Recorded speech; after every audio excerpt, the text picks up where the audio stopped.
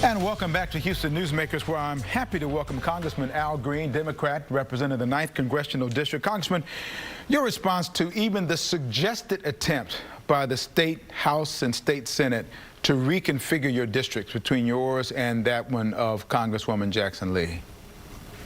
Well, thank you for having me on, Cambrell. I greatly appreciate it. And I also want to thank my colleague Jackson Lee. I understand that she'll be on. She and I have worked together. We found that it was better for us to be unified on this effort than not. And quite frankly, this circumstance has really caused us to build an even closer relationship, so I'm grateful to her. I was very disappointed and dismayed to see the map that was drawn, a map that would merge our districts and bring 200,000 additional people into the 9th district, taking them out of the 18th Congressional District, and also taking away one of my economic engines, or our economic engines, not my district, the international district. And when this occurred, obviously, we decided to speak truth to power about the injustice. And it was an injustice to have this take place. So we went to Austin, she and I, and we spoke before the Senate. And thereafter, we spoke to the House. And in the House, I must say, Chairman Hunter, I appreciate greatly his efforts to help us through this turbulent time, as well as the Dean of the House, Representative Symphonia Thompson. So in the final analysis, a new map has been drawn. Congresswoman Jackson Lee is now back in the 18th Congressional District. I have much of what I had before, not all. And I look forward to moving forward. And we're waiting to see what the governor will do. He has not signed as of the time that we started this program, the bill that would allow the new maps to manifest themselves. Right. Well, there's much more to talk about. I want to do that on Extra if I can with you. But let's talk briefly about what happened this week in D.C. as the Select Committee looking into the January 6th attack on the Capitol voted to hold Steve Bannon in contempt for not responding to a subpoena issued by the committee. Listening to the debate prior to that vote, I was struck by the strong pushback by Republicans against that effort. Your thoughts about that?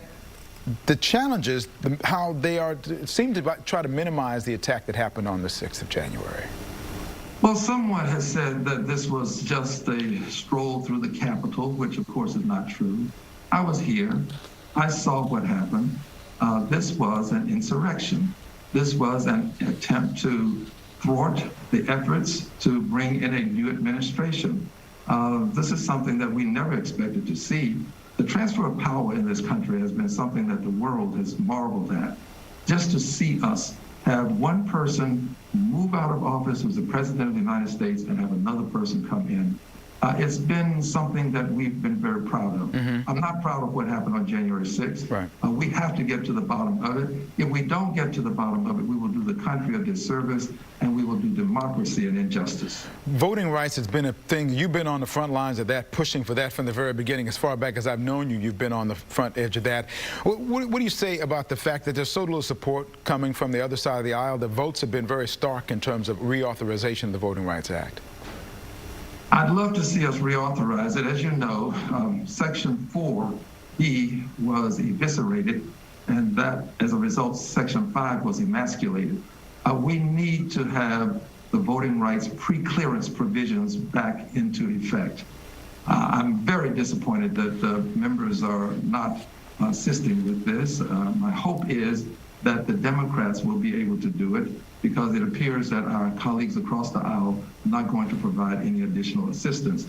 I believe it can be done. We have H.R. 4, the John Lewis Voting Rights Advancement Act, something that will cure much of what the problems are and would help us greatly here in Texas with the kind of redistricting that's taking place. So I'm looking forward to passage. It may take us a while longer, but according to what the president said last night, recently when he was interviewed, the president indicated that he would see a possible time when we might do away with the filibuster to pass this kind of legislation. The filibuster has outlived its usefulness.